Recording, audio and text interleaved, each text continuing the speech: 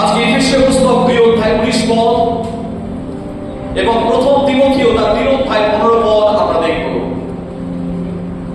এফেসীয় পুস্তক 2 অধ্যায় 19 পদে কি লেখা আছে একজন পাঠ করবেন, আর প্রথম তিমোথেও 3 অধ্যায় 15 পদে কি লেখা আছে আরেকজন পাঠ করবেন।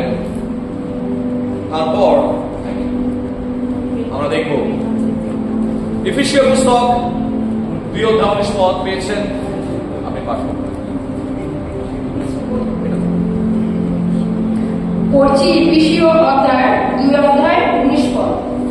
অতএব তোমরা আর অসম্পর্কীয় ও প্রবাসী নও, কিন্তু পবিত্রগণের সহপ্রজা এবং ঈশ্বরের বাটির লোক। আমেন। আমেন। ঈশ্বরের বাটির লোক। প্রথম তিমোথেও 3 অধ্যায় 15 পদ কেউ একজন পেয়েছেন? প্রথম তিমোথেও 3 অধ্যায় 15। অথচ তাহাকে শত্রু জ্ঞান করিও না। প্রথম তিমোথেও 3 অধ্যায় 15।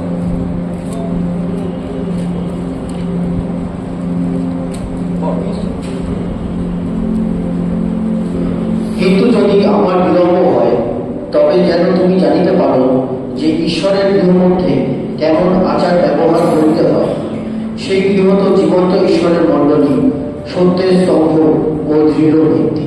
আমেন। ঈশ্বর আশীর্বাদ করুন। আমরা আজকে কতগুলি কথা বলতে চাই ভূমিকার পর্বে। আমাদেরকে প্রাথমিকভাবে ডাকা হয়েছে যেন আমরা শুধু বিশ্বাস না করি, কিন্তু কোনো কিছুর প্রতি আমরা আসক্ত থাকি। You are called to belong, not just to believe. You are called to belong, not just to believe.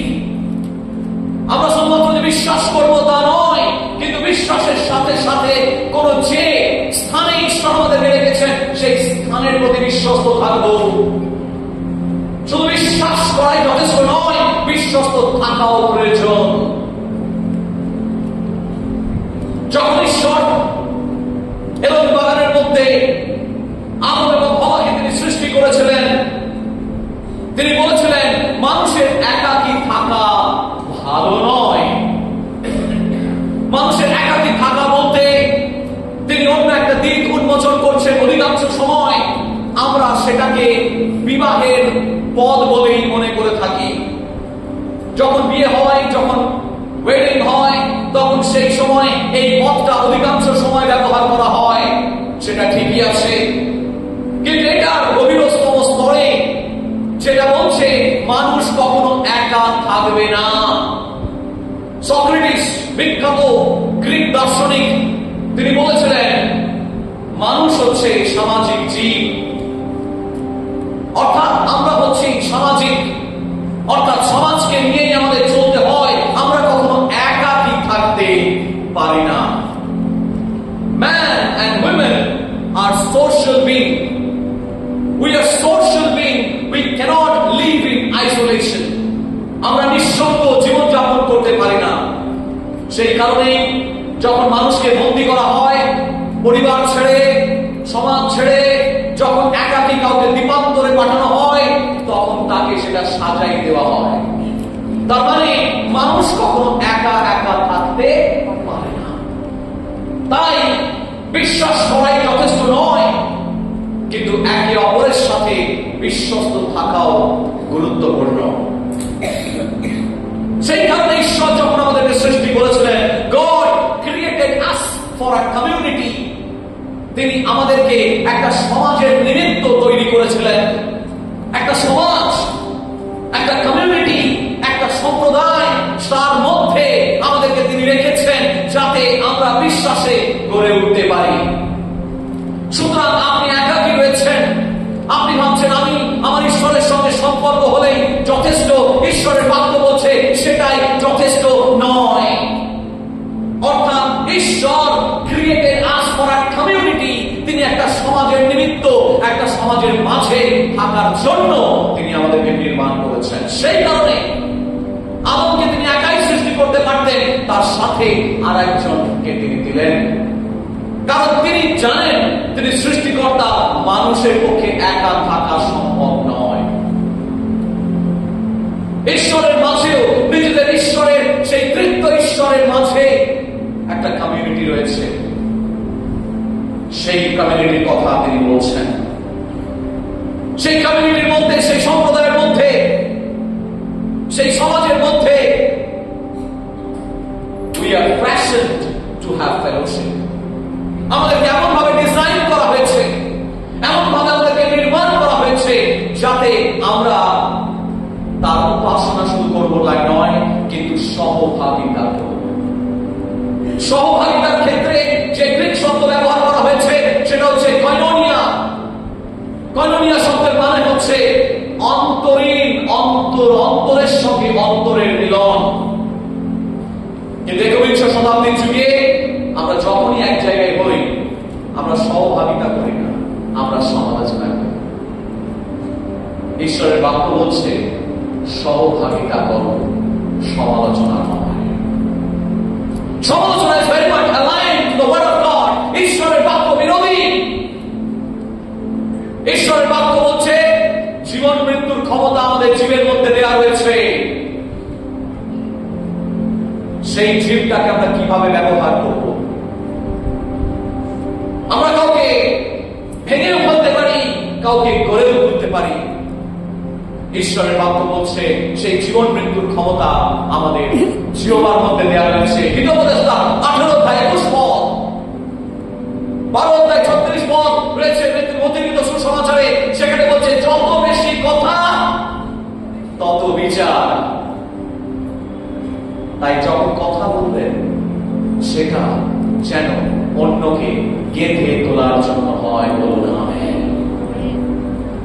যত বেশি কথা আপনি অন্যকে গেঁথে তোলার জন্য বলবেন, তত ঈশ্বর আপনাকে আশীর্বাদ করবেন। সেই কারণে তিনি বলছেন we are fashioned to have fellowship। আমাদেরকে এমন ভাবে তৈরি করেছেন, আমাদেরকে তিনি এমন ভাবে নির্মাণ করেছেন যাতে আমরা একে অপরের সঙ্গে সহভাগিতা করতে পারি, কয়নোনিয়া করতে পারি। কয়নোনিয়া মানে হৃদয়ের সঙ্গে হৃদয়ের মিলন, একের সঙ্গে একের মিলন, ভালোবাসায়, প্রেমে সেই মিলন তিনি করতে চান। সেই মিলনের ঈশ্বর তিনি, সেই প্রেমের ঈশ্বর তিনি। কেউ জিজ্ঞেস করছে প্রভু তুমি আমাকে কতটা ভালোবাসো? প্রভু বলছেন এতটা। তিনি নিজেকে একেবারে খালি করে দিলেন। ফিলিপের পুস্তক 2 অধ্যায় 5 থেকে 8 পদে সেখানে বলছে তিনি নিজেকে শূন্য করলেন, দাসের রূপ ধারণ করলেন। তিনি নিজেকে শূন্য করলেন। He emptied himself। তিনি নিজেকে খালি করলেন। ঈশ্বর আমাদের জন্য নিজেকে খালি করলেন, শূন্য করে দিলেন। আজকে ঈশ্বর বলছেন যেভাবে তিনি নিজেকে আমাদের জন্য প্রেমেতে শূন্য করেছেন, তেমন ভাবে যেন আমরা অন্যের কাছে নিজেকে তুলে ধরি। আমাদেরকে তিনি তৈরি করেছেন। He formed us for a family। তিনি আমাদের একটি পরিবারের জন্য গঠন করেছেন। আপনাকে তিনি জন্ম দিয়েছেন একটি পরিবারের মধ্যে। কখনো কারো ইন্টারভিউ নিয়েছেন এমন কোন বাচ্চা যার জন্ম কোন অনাথ আশ্রমে হয়েছিল? তার সঙ্গে কথা বলে দেখবেন পরিবার কতটা গুরুত্বপূর্ণ, আপনি তখন বুঝতে পারবেন। ঈশ্বরকে ধন্যবাদ জানাই যে আমাদের প্রত্যেকটা আমরা জন্ম নিয়েছি একটি নির্দিষ্ট পরিবারের মধ্যে। সেই পরিবার হচ্ছে আমাদের আশীর্বাদ। যিনি সৃষ্টিকর্তা সেই পরিবারের মধ্যে আমাদেরকে গঠন করেছেন। বলুন আমেন। কিন্তু মণ্ডলী হচ্ছে বৃহত্তর পরিবার। মণ্ডলীর মধ্যে সেই বৃহত্তর বিষয়টা রয়েছে, সেই পারিবারিক চিন্তা ভাবনাটা রয়েছে। সেই পরিবারের মধ্যে ঈশ্বর বলছেন সেই পরিবারের মধ্যে যেন আমরা থাকি, অবস্থান করি। যেমন একটি পরিবারের মধ্যে আমাদেরকে জন্ম দেওয়া হয়েছে, তেমনি আপনার সেই নতুন জন্ম, আপনি দ্বিতীয় জন্ম যিশুতে পেয়েছেন এবং সেটা পেয়েছেন একটি পরিবারের মধ্যে। বলুন আমেন। সুতরাং মণ্ডলী যখন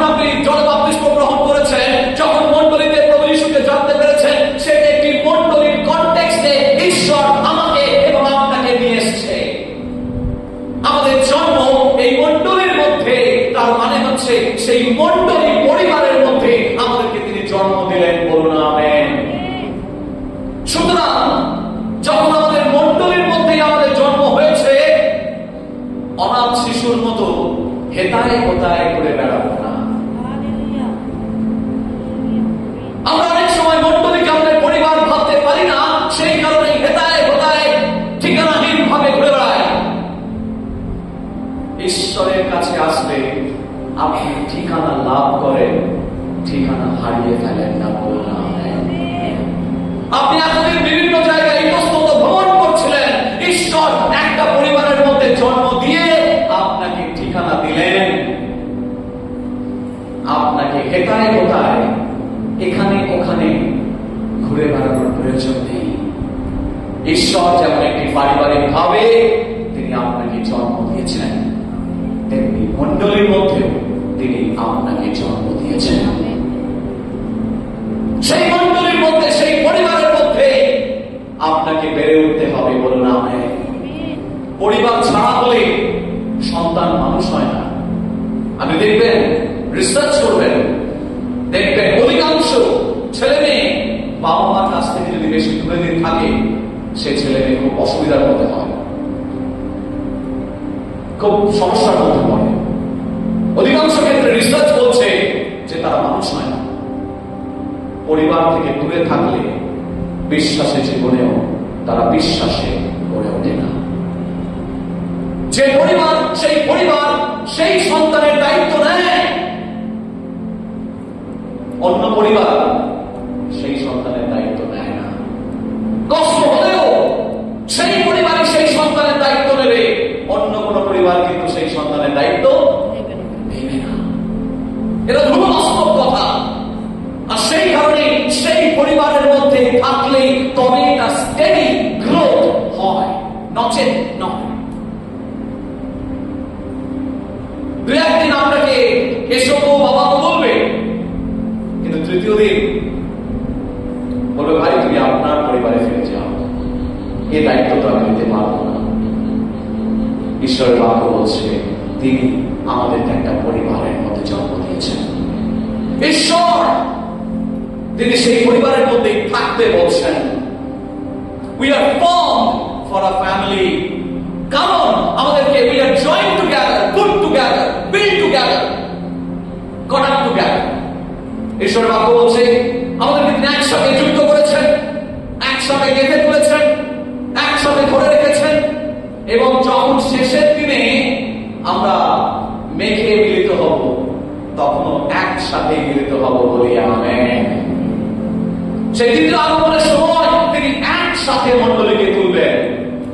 সেই কারণে সেই একসাথে মণ্ডলীকে তোলার জন্য মণ্ডলীর সাথে আপনাকে এবং আমাকে একসাথে থাকতে হবে।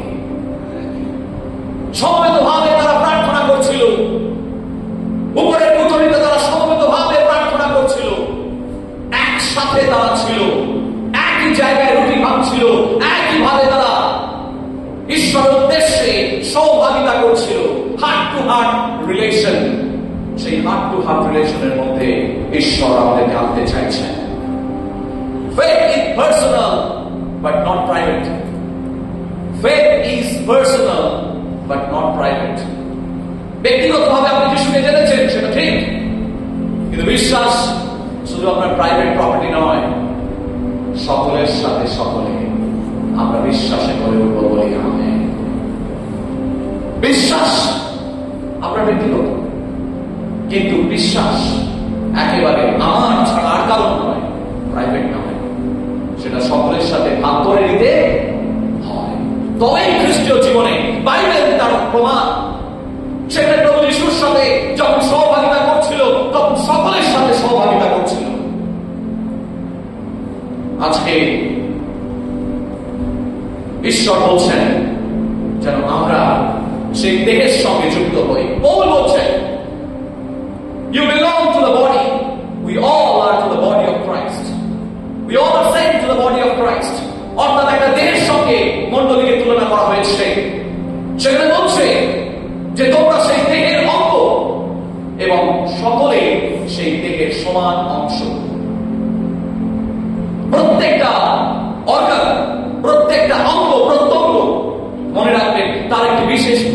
রয়েছে। হাতের ভূমিকা হাতের কাজ করার জন্য, পায়ের ভূমিকা পায়ের কাজ করার জন্য, চোখের ভূমিকা চোখের কাজ করার জন্য, দাঁতের ভূমিকা দাঁতের কাজ করার জন্য, লিভারের ভূমিকা লিভারের কাজ করার জন্য, কিডনির ভূমিকা কিডনির কাজ করার জন্য, আর হার্টের ভূমিকা হার্টের কাজ করার জন্য। কোন একটি যদি ফেলিওর হয়, পুরো দেহই সাফার করে। গোড়ে আঙুল থেকে শুরু করে পায়ের আঙুল পর্যন্ত কোন একটি অঙ্গ যদি অসুবিধার মধ্যে পড়ে, আপনি বলতে পারবেন না যে আপনার শুধু ওই অঙ্গটাই সাফার করছে, আপনার দেহ সাফার করছে না। আপনার পুরো দেহটাই ম্যালফাংশন করবে, উল্টোপাল্টা আচরণ করবে। দেখবেন ছোট্ট একটি অঙ্গের জন্য পুরো দেহটার মধ্যে সমস্যা হবে। ঠিক তেমনি ভাবে আপনার একটি ছোট্ট ভূমিকা, হয়তো আপনি ভাবছেন আমি তো শুধু এসে বাক্য শুনি, আমি তো কিছু করি না, কিন্তু ওই যে আপনি বিশ্বস্ত সহকারে আসছেন, ওই যে আপনি বিশ্বস্ত সহকারে এসে প্রভুর কাছে বসছেন, আনন্দ করছেন, ঈশ্বরের সঙ্গে সহভাগিতা করছেন, হয়তো কারো পাশের ভাইকে বললেন ঈশ্বর আপনার মঙ্গল করুন, ঈশ্বর আপনাকে ভালোবাসুন, ঈশ্বর আপনাকে ভালো রাখুন, এই কথাটার মধ্য দিয়েও আপনি আপনার ছোট্ট একটি ভূমিকা পালন করলেন। সুতরাং আজকে যখন আমরা ছোট্ট থেকে ক্ষুদ্রাণী ক্ষুদ্র ভূমিকা আমরা পালন করি বিশ্বস্ত ভাবে, মনে রাখবেন তার মধ্য দিয়ে দেহই গড়ে ওঠে। সেই দেহটাই গড়ে ওঠে। ঈশ্বর তিনি বলছেন আপনার বিশেষ একটি ভূমিকা রয়েছে সেই দেহের প্রতি। যদি আপনি সেই দেহের মধ্যে না থাকেন, তাহলে সেই দেহের যে পারপাস, যে উদ্দেশ্য, সেটা আপনার দ্বারা সিদ্ধ হবে না।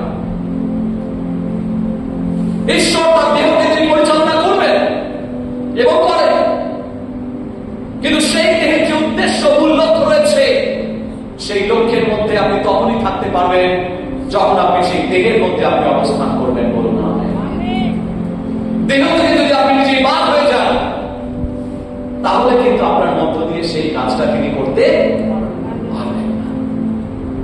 তাহলে ঈশ্বর তিনি বলছেন সেই উদ্দেশ্যের মধ্যে আপনাকে থাকতে, কারণ প্রত্যেকটা পাঠ গুরুত্বপূর্ণ, প্রত্যেকটা পাঠ গুরুত্বপূর্ণ। Each part is meaningful. প্রত্যেকটা পাঠ গুরুত্বপূর্ণ, সেই কারণে আপনাকে দেহের সঙ্গে কানেক্টেড থাকতে হবে। আজকের বিষয়বস্তু শুধু এইগুলোই নয়, আজকে একটি প্রশ্ন নিয়ে আমরা করছি। সেই প্রশ্নের মধ্যে কি রয়েছে? সেখানে বলছে we need a church, but why? কেন আমাদের একটি মণ্ডলীর প্রয়োজন? কেন একটি মণ্ডলীর যে একটি পরিবার হওয়া প্রয়োজন রয়েছে? Why? Why do we need a church which is a family, a greater family?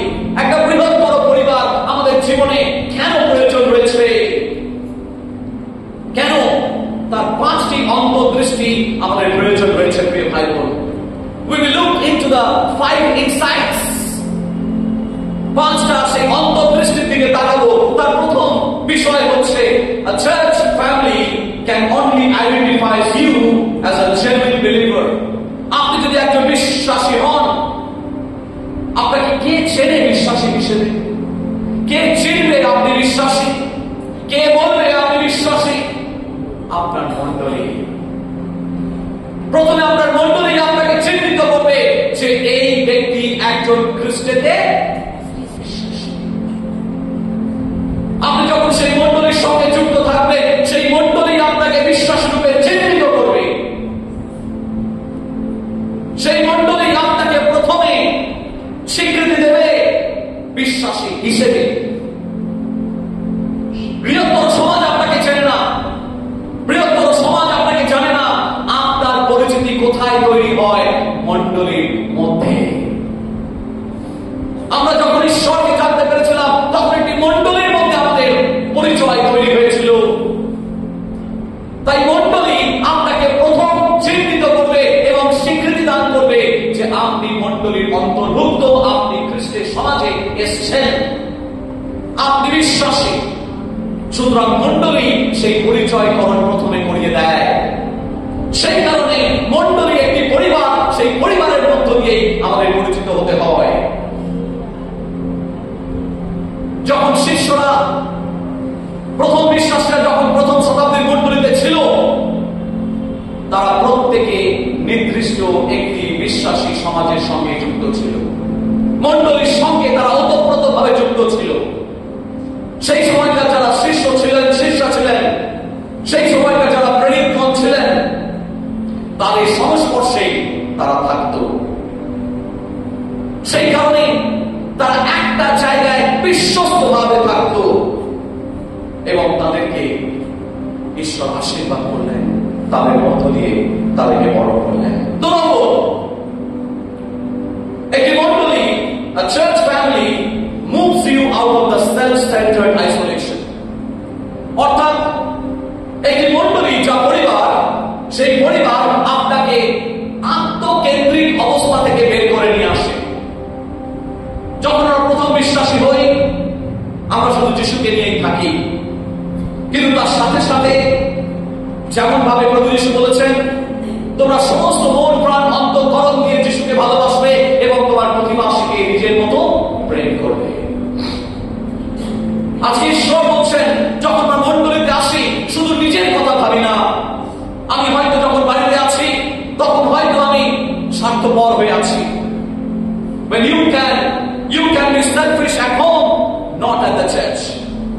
আপনি বাড়িতে যখন আছেন, আপনি স্বার্থপর হতে পারেন, থাকতে পারেন, কিন্তু যখন মণ্ডলীতে আসছেন, বৃহত্তর পরিবারে আসছেন, আপনি স্বার্থপর হতে পারবেন। যখন আপনার মধ্যে আত্মকেন্দ্রিকতা রয়েছে, যখন আপনি মণ্ডলীর মধ্যে আসছেন, তখন সেই আত্মকেন্দ্রিকতায় থাকতে পারবেন না। আপনি হয়তো করা কঠিন, কিন্তু যখন মণ্ডলীর মধ্যে আসছেন, সেই কঠিন হৃদয় আপনি রাখতে পারবেন না। যখন আপনি বিচ্ছিন্ন অবস্থায় রয়েছেন, কিন্তু যখন আপনি মণ্ডলীর মধ্যে আসছেন, আপনি বিচ্ছিন্ন অবস্থায় থাকতে পারবেন না, কারণ মণ্ডলীর মধ্যে একটা বৃহত্তর পরিবার রয়েছে, আর সেই পরিবার মধ্যে আপনি গেঁথে উঠছেন। আজকে ঈশ্বর বলছেন, family, you have been formed for a family. একটি পরিবারের জন্য আপনাকে ঈশ্বর গঠন করেছেন। সেই পরিবার আপনাকে প্রথম পরিচিতি দান করে। সেই পরিবার আপনার আত্মকেন্দ্রিকতাকে দূরে সরিয়ে রাখে। 3 নম্বর, অন্তর্দৃষ্টি। সেই পরিবার আপনাকে সাহায্য করে আত্মিকভাবে বেড়ে উঠতে। যারা প্রকৃত ঈশ্বরের দাস দাসী, যারা প্রকৃত ঈশ্বরের অনুসারী, তারা কিন্তু শুধুমাত্র দেখে না, তারা শুধুমাত্র শোনে না, কিন্তু তারা সক্রিয়ভাবে সেইগুলোকে বাস্তবে রূপদান করে বলি আমেন। শোনাই যথেষ্ট নয়, কিন্তু শোনাকে আমল দেওয়া আরো বেশি গুরুত্বপূর্ণ। বছরের পর বছর ধরে শুধু শুনে যাচ্ছি, যেখানে মিটিং আমরা সেখানে চলে যাচ্ছি, ভালো বিষয়, কিন্তু শোনা, কিন্তু সেই শোনাকে বাস্তবে রূপদান করা আরো বেশি গুরুত্বপূর্ণ। আপনি কত বড়, কত বিরাট বিরাট মিটিং এ গেছেন, কত বিশাল মিটিং এর আয়োজন আপনার হয়েছে, ঈশ্বর আপনাকে সেগুলো জিজ্ঞেস করবেন না। যেটা জিজ্ঞেস করবেন যে আমার বিশ্বস্ত দাস কিনা। যেগুলো শোনা হয়েছে সেগুলো মুখস্থ আওড়ালে যথেষ্ট নয়, সেগুলো ব্যক্তিগত জীবনে আমল দিয়েছে কিনা, ঈশ্বরের বিচারটা সেইখান থেকে হবে। আমার বিশ্বস্ত দাস তিনি তখনই বলবেন যখন তিনি দেখবেন আমার জীবনে সেই বাক্যগুলো ব্যবহার আছে। সুতরাং ঈশ্বরের কাজ সেইখান থেকেই শুরু। ঈশ্বর বলছেন তিনি আপনাকে আধ্যাত্মিকভাবে গেঁথে উঠতে দেবেন পরিবারের মধ্যে। একটি পরিবারের মধ্যে যখন একটি শিশুর জন্ম হয়, শুধু স্বীকৃতি পেয়ে সেখানে শেষ হয়ে যায় না।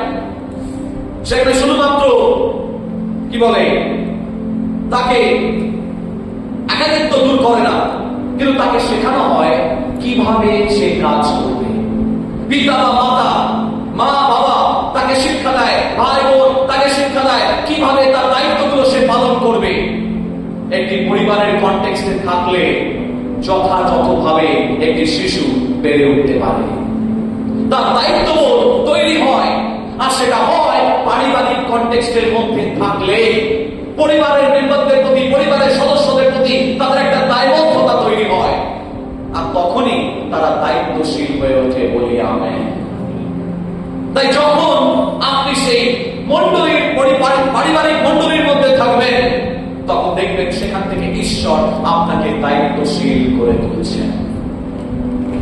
আজকে কতজন আমরা দায়িত্বশীল হয়ে উঠতে চাই? তাহলে ঈশ্বরের সেই গৃহের মধ্যে আমাদের যুক্ত থাকতে হবে। সুতরাং আমরা এলাম এবং চলে গেলাম, এবং তারপরে যা শুনলাম এক কান দিয়ে ঢোকালাম আর এক কান দিয়ে বের করে দিলাম, এটাই যথেষ্ট নয়। আমাকে এবং আপনাকে সক্রিয় বিশ্বাসী হয়ে উঠতে পারে। 4 নম্বর, ঈশ্বর তার এই মণ্ডলীর মধ্য দিয়ে ওয়ার্ল্ড মিশন তিনি আপনাকে ব্যবহার করতে পারেন। কারণ তিনি বলছেন যাও সমুদয় জগতে। তিনি কি জগতের কথা বলছেন? সমুদয় জগতে, মানে সমস্ত জগতে যাও, আমার বাক্য তোমরা বলো, সত্যের দ্বারা তাদেরকে স্বাধীন করো, পিতা পুত্র পবিত্র আত্মার নামে বাপ্তাজিত করো, এবং যা যা আমি শিক্ষা দিয়েছি সেটা করো। সুতরাং আজকে ঈশ্বর বলছেন, I desire you to be involved in the world mission। অর্থাৎ সমুদায় জগতে সেই মানুষের কাছে নিয়ে যাওয়ার জন্য ঈশ্বর আমাদেরকে আহ্বান করছেন। ঈশ্বর আমাদেরকে বলছেন যে সাক্ষ্য আমাদের জীবনের মধ্যে তৈরি হয়েছে, যে সাক্ষ্য আমরা মণ্ডলীতে শেয়ার করতে চাই, সেই সাক্ষ্য আমরা সমস্ত পরজাতীয় বিশ্বাসীদের কাছে, যারা এখনো পর্যন্ত যিশুর ভালোবাসাকে পায়নি, যারা এখনো পর্যন্ত যিশুকে জানেনি, তাদের কাছে সেই ওয়ার্ল্ড মিশনের মধ্যে দিয়ে আজকে তিনি চাইছেন যেন আমরা তাদের কাছে সাক্ষ্যগুলো তুলে ধরি। পরিবার আপনাকে শিক্ষা দেয় সেই মূল্যবোধে। যখন সেই পরিবারের মধ্যে থাকবেন, সেই পরিবারের মধ্য দিয়ে আপনাকে তিনি চেতনা দেবেন, আপনাকে তিনি জাগ্রত করে তুলবেন, আপনাকে তিনি সক্রিয় বিশ্বাসী করে তুলবেন, যেখানে আপনি চুপচাপ বসে থাকতে পারবেন না। তার মধ্য দিয়ে আপনি তৈরি হবেন যে কোথায় প্রভু, আমি কোথায় যাব, আমি কোথায় যাব, আমি শহরে যাব না গ্রামে যাব, আমি নগরে থাকবো না ওখানে যাব, আমাকে তুমি পাঠাও। কোন জায়গা? আজকে ঈশ্বর তিনি প্রশ্ন করছেন, চ্যালেঞ্জ করে দিচ্ছেন, যদি আমাদের জীবনে কোন অলৌকিক আশ্চর্য কাজ করে থাকে, সেই সাক্ষ্যের কথা যেন আমরা নিজেদের মধ্যে রেখে না দিই, সেই কথা যেন মানুষের মাঝে আমরা শেয়ার করতে পারি। যখন আমরা সেগুলো মানুষের মাঝে আমরা শেয়ার করব, তার মধ্য দিয়ে ঈশ্বর অলৌকিক কাজ করবেন, আপনার জীবনকে তিনি আশীর্বাদের মাধ্যম করবেন। যখন অন্যের জীবনে আমরা আশীর্বাদের মাধ্যম হই, ঈশ্বর আমাদের জীবনে আশীর্বাদকে বহন করে আনেন। ঈশ্বর চাইছেন, He is turning our life into a source of blessing to the many। বহু মানুষের জীবনে আমাদের জীবনকে তিনি আশীর্বাদের মাধ্যম করতে চাইছেন। আজকে ঈশ্বর তিনি বলছেন, কোন জায়গা মেরে 5 নম্বর অন্তর্দৃষ্টি, সেখানে তিনি বলছেন যখন আপনি মণ্ডলীর মধ্যে থাকবেন, পরিবারের কনটেক্সটে থাকবেন, আপনাকে ঈশ্বর ব্যাকস্লাইড করতে দেবেন না, মানে পিছনে পড়ে যেতে দেবেন না। আমাদের জীবনে অনেক সময় বিভিন্ন নানা ঘটনা ঘটে, ভালো মন্দ অনেক কিছু ঘটে, তখন আমাদের বিশ্বাসটা অনেক সময় তলানিতে নেমে আসে। সেই বিশ্বাসের তলানিতে যাওয়ার আগে যদি প্রকৃত বিশ্বাসীদের সঙ্গে থাকি, সেই পরিবারের কনটেক্সটে জুড়ে থাকি, তাহলে দেখবেন যে সেই বিপদের সময় একজন বিশ্বাসী আরেকজনের পাশে দাঁড়ায়। সেইটাই প্রকৃত মণ্ডলী। যখন কারো বিশ্বাসের তলানিতে থেকে গেছে, স্ট্রাগল করছে বিশ্বাসের জীবনে, সেই সময় প্রার্থনার দ্বারা, সহভাগিতার দ্বারা, সহানুভূতির দ্বারা আমরা একে অপরের পাশে দাঁড়াতে পারি। যখন আমরা দাঁড়াই, তার মধ্য দিয়ে মনে রাখবেন আমাদের বিশ্বাসটা আবার ধরে ওঠে, গড়ে ওঠে, হারিয়ে যায় না। ঈশ্বরের বাক্য বলছে তোমরা একে অপরকে প্রেম করো। এই আমার আদেশ যে তোমরা একে অপরকে প্রেম করো, তার দ্বারা জগৎ চিনবে যে তোমরা আমার শিষ্য। যদি একে অপরের মধ্যে প্রেম ঈশ্বর দেখেন, তখন জগৎ চিনে নেবে যে এটাই আমার শিষ্য। মণ্ডলী জ্যোতিগৃহ, জ্যোতিগৃহ নয়। মণ্ডলী কিসের গৃহ? জ্যোতিগৃহ, চতুগৃহ নয়। চতুগৃহ জানেন তো? বাংলা সিনেমা আছে উত্তম কুমারের চতুগৃহ। চতুগৃহ মানে কি? আগুন লেগে যায়। মণ্ডলী জ্যোতিগৃহ, পবিত্র আত্মার আগুন যখন আসে, মণ্ডলী থেকে আগুন বেরোয়, জ্যোতি বেরোয়। আজকে আমরা সকলে জ্যোতির সন্তান বলি আমেন। মণ্ডলীতে তিনি আগুন দেবেন, পবিত্র আত্মার অগ্নিকে পাঠাবেন, কিন্তু চতুগৃহ করার জন্য নয়। জ্যোতিগৃহ, lighthouse. God is sending the fire to the Holy Spirit to turn it into the house of light, to be the lighthouse. জ্যোতিগৃহকে পূর্বে গড়ে ওঠার জন্য ঈশ্বর দেন। তিনি কখনোই সেটাকে বার্নিং হাউস করবেন না, সেটাকে লাইট হাউস করবেন বলে আমেন। আজকে আসুন আমরা শপথ দিই যে প্রভু, আমি তোমার চরণ তলে পড়ে থাকতে চাই।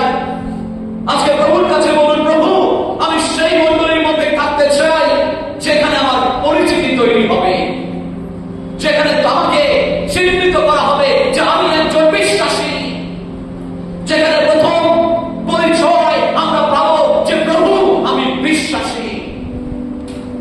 এমন একটি পরিবারের মধ্যে থাকতে চাই যে পরিবারের মধ্যে আমার আত্মকেন্দ্রিকতা থাকবে না। শুধু আমি নিজেরটা নিয়ে চিন্তা করব না, আমি অপরের বিষয়ে চিন্তা করব। সেই মণ্ডলী ঈশ্বর করতে চাইছেন। তৃতীয়ত তিনি করতে চাইছেন সেই মণ্ডলী যেখানে আমাদের আধ্যাত্মিকতা শুধু শোনার মতো দিয়ে প্যাসিভ লিসেনার্স হলেই যথেষ্ট নয়। We are not the passive listeners. আমরা যেন ঈশ্বরের উপস্থিতির মধ্যে অ্যাক্টিভ পার্টিসিপেশন আমাদের থাকে, সক্রিয় ভূমিকা থাকে। যখন আপনি যেগুলো শুনছেন সেগুলো যখন বাস্তবে মেনে চলার চেষ্টা করবেন, তার মধ্য দিয়ে আপনি সদাপ্রভুকে গৌরবান্বিত করছেন। আপনার আধ্যাত্মিকতা বৃদ্ধি পাবে। 4 নম্বর আমরা দেখলাম, যখন আপনি মণ্ডলীর মধ্যে থাকবেন তখন তার পরিকল্পনার মধ্যেই থাকবেন। যখন তার পরিকল্পনার মধ্যে থাকবেন, ঈশ্বর তার মিশনের কাজে আপনাকে ব্যবহার করবেন। বলুন আমেন। আপনি জীবনে যে আশীর্বাদ পেয়েছেন সেটাই যথেষ্ট নয়, তার মধ্য দিয়ে অন্যকে আশীর্বাদ কিভাবে করছেন সেই বিষয় ঈশ্বর আমাদের জীবন দিয়ে তিনি পরিপূর্ণতা দেবেন। 5 নম্বর, আমাদেরকে তিনি ব্যাকস্লাইডিং এর হাত থেকে বাঁচাবেন। মানে যদি আমরা বিশ্বাসের পেছনে পড়ে যাই, তাহলে মণ্ডলীর মধ্যে থাকলে মণ্ডলী খ্রিস্ট মণ্ডলীর মধ্য দিয়ে তাকে ধরবেন এবং তাকে গেঁথে তুলবেন আরেকটি ভার। তাহলে সেই পারিবারিক মণ্ডলী, সেই মণ্ডলী যা পরিবার, সেই মণ্ডলীর মধ্যে আপনি থাকুন ভ্রাম্যমান, ইতস্তত ঘুরে বেড়াবেন না, এক জায়গায় থাকুন। ঈশ্বর আপনাকে বৃদ্ধি দেবেন। একজন চাষি ধান লাগিয়েছিল। ধান লাগিয়ে কিছুদিন একটা মাঠে জমিতে সেই ধানটাকে রেখে দিল। রেখে দিয়ে বলল, কিছুদিন হয়ে যাওয়ার পর আমার মনে হচ্ছে ধান গাছটা বাড়ছে। বলে কি করলো, কিছুদিন পরে ওখান থেকে গাছটাকে তুলে ফেলল, তুলে আরেকটা জমিতে লাগিয়ে আবার কিছুদিন ওখানে থাকলো, থেকে বললো আমার মনে হচ্ছে এখানে ঠিক বৃদ্ধি হচ্ছে না, আবার ওখান থেকে তুলে আবার একটা জমিতে বসিয়ে। এইভাবে জমিতে বসাতে বসাতে 3 মাস কেন 1 বছর হয়ে গেল। আপনি কি মনে করেন সেই গাছটা অনেক বৃদ্ধি হয়ে গেল? সেই ধানের চারাগুলো সেখান থেকে ধান বেরিয়ে গেল। আদৌ কি সম্ভব? ধান গাছ যখন এক জায়গাতেই চাষি বীজ লাগায়, সেই জায়গাতেই থাকতে হয়। যখন সেই জায়গাতেই থাকে, সেখানেই জল দেওয়া হয়, তখন সেই জল ধানের গোড়ার মধ্যে যায়, রসদ যোগায় এবং সেই ধান বৃদ্ধি পায়। বলুন আমেন। 3 মাস পর সেই ধানের মধ্যে চারা, সেই ধানের মধ্যে ধান গাছ, সেই ধানের মধ্যে প্রচুর ফলে ফলবান হয়। কিন্তু সেই ধান গাছকে বিভিন্ন জমিতে একবার করে তোলে আল্লাহ গায়, তোলে আল্লাহ গায়। 3 মাস কেন, 3 বছরে ধান হবে না, কারণ সেখানে তার রুট গভীরে যেতে পারছে না। সেই ধান গাছের মূল তার গভীরে যেতে পারছে না, আর গভীরে যেতে পারছে না বলে সেখান থেকে রসদ পাচ্ছে না, সেখান থেকে গড়ে উঠতে পারছে না, সেখান থেকে বৃদ্ধি পাচ্ছে না, সেখান থেকে খাদ্য পাচ্ছে না। ফলে তারও খাদ্য সে ফল আকারে দেখাতে পারছে না। আমাদের বিশ্বাসের জীবনেও অনেক সময় এরকম হয়। 3 মাস এখানে, 4 মাস ওখানে ভ্রাম্যমান করতে করতে আমাদের জীবনে স্টেডি গ্রোথ হয় না। আজকে আসুন আমরা প্রার্থনা করি সেই পরিবার, যা ঈশ্বর জন্ম দিয়েছেন যে পরিবারে, সেই পরিবারে আমরা এক জায়গায় থাকি। ঈশ্বর যখন এনেছেন এই পরিবারের মধ্যে, সেই পরিবারের মধ্যে আমরা বিশ্বস্তভাবে থাকি। ঈশ্বর আপনাকে এবং আপনার পরিবারকে আশীর্বাদ করুন। আসুন চোখ বন্ধ করে